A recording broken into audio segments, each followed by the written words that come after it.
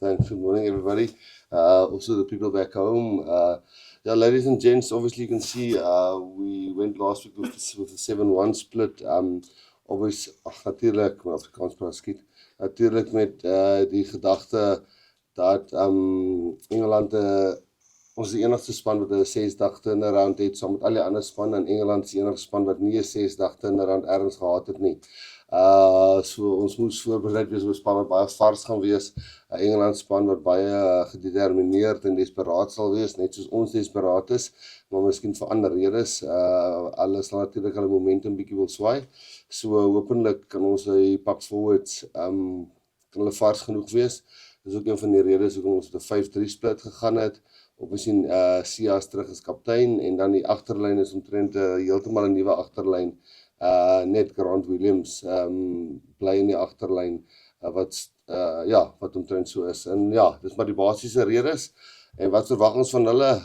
Op Twickenham, 'n volgepakte Twickenham, en desperate span wat baie trots is op hulle land, en met 'n great support en 'n great atmosfeer op Twickenham, en ons sal dit probeer match op die dag. Okay, questions?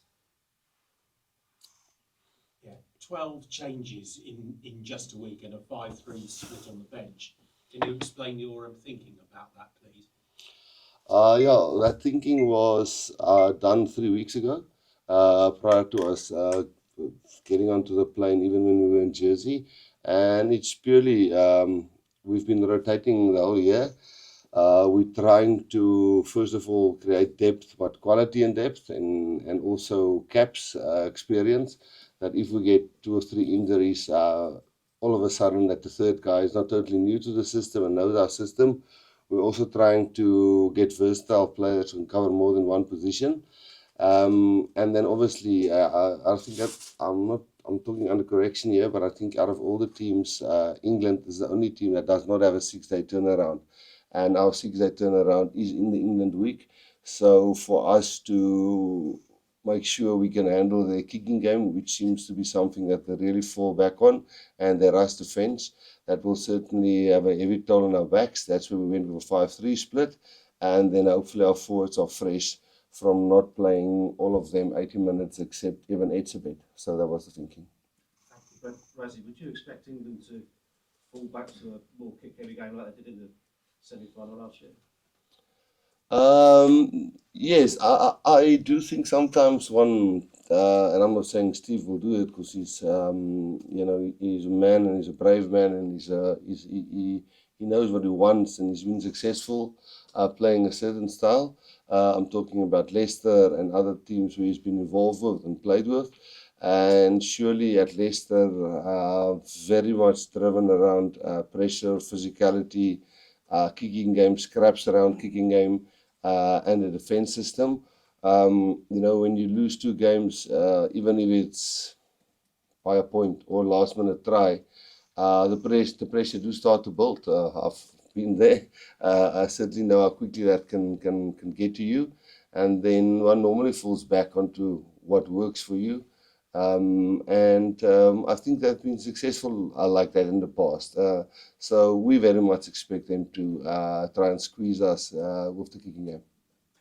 Lloyd, and then over there. So obviously the name that stands out is Wilco Low. It's been a while, and just talk us through what he's been like in camp and what you're expecting from him, and maybe how he's developed since he was last year. Yeah, I think again, if you look, what we're trying to do there is, without making the Springbok jersey cheap, we always know when a player plays there, hopefully he can not just be a 1 test match or a 2 test match. I know he's got 8 or 10 or something like that already. But if you look, France, is not a lighty anymore. He's not young anymore. We're really trying to prolong some guys' careers and see who can make it till the next World Cup, and by that we'll have to rotate. France is actually rotating now because he's got an injury. A guy like Trevor, we want him to get proper game time with the Sharks week in and week out before we look at him again. We know what we have in Vincent. We've now seen how well Thomas did last week, and we've got the opportunity now to see what Wilco have. And we don't think picking Wilco will if we do lose this game, it will not be because of Wilco. You know, he's come up leaps and bounds, and he's certainly a very good scrummer. And just like we didn't consider Jean Klein for this weekend because he just hasn't trained a lot with us. We didn't consider Wilco last weekend because he's now only been with us for 2.5 weeks. So we thought this would be the good game for him to get a chance.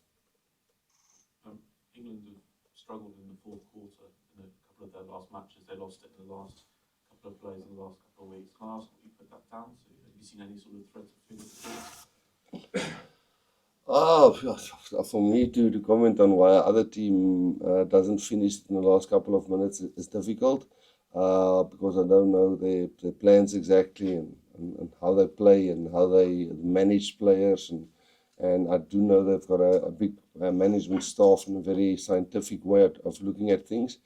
But you look at New Zealand, they had a trend like that 4 or 5 matches ago, but they seem to turn that around and start winning matches in the last couple of minutes.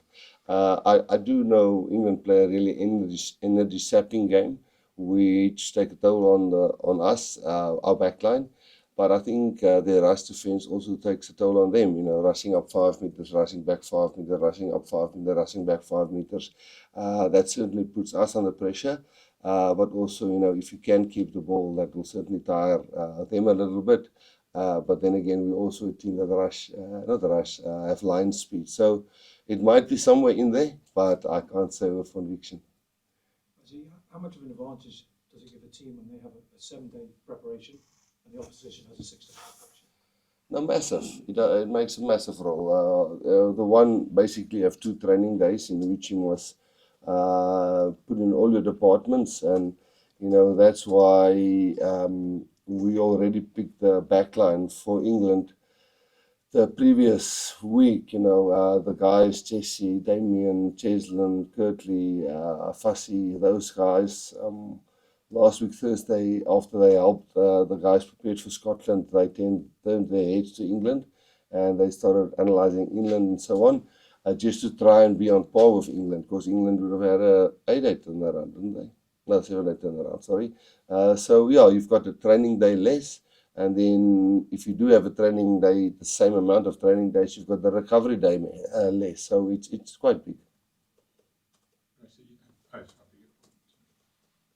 Over there. Yeah, just going to ask Rassie, you went 5-3 for the World Cup semi-final as well. Is there something about English traits of playing that kind of caused you to do that specifically against that? Yes, I've said it open, and I don't think England will change the game plan because of what I say here at this press conference. They tend to go to a hell of a kicking game, and it's well known in rugby circles that Steve expects those guys to run almost 80% of their max when they chase those kicks, and they put a hell of a lot of pressure on you. And if your backline don't have the ability to match that, your forwards can't always get there. You do get cramps, you do get tiredness, and guy like Damien and Jesse and Cheslin wouldn't have played in the last 5 weeks, but they've kept fit, really, really fit, and that's the reason why we have Lucanio on there, and then also Andre as a cover.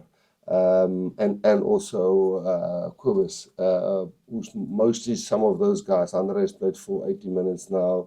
Quibus has been in the mix, and then Grant has been in the mix. So yes, I think it's to try and match their speed and running ability. Nick? Rassie, what's it like as a coach being under pressure, the human side of it? Does it manifest itself into your decision making? Just like how does it affect a coach when you've not won for a couple of months and secondly, what do you make of England's scrum?